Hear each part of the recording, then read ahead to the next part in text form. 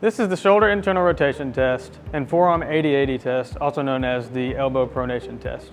So what we're going to look at here is, does Andrew have enough mobility of his shoulder to internally rotate and generate enough force from external rotation and to be able to get enough velocity and power through his pitching motion.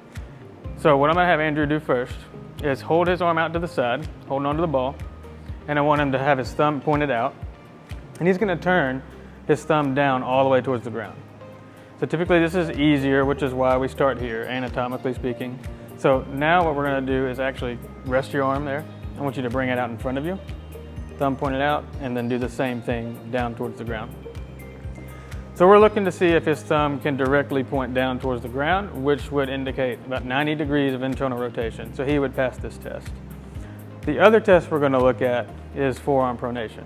So I'm going to have him bring his arm in the 90-90 position here, thumb pointed out while holding onto the ball, and he's just going to rotate his arm side to side. So ideally, we're looking for 80 degrees of motion either direction. We can measure that, but also just eyeballing it, if he's getting near 90 degrees parallel with the ground, he would pass this test. So why these tests are important is if he does fail the internal rotation test and he doesn't get enough mobility here, and he does pass the pronation test, then what's going to happen is he may be compensating for the lack of internal rotation in his shoulder with the amount of forearm pronation, and he could put more strain on his elbow. So the same works for the opposite. If he were to pass the internal rotation test and fail the pronation test.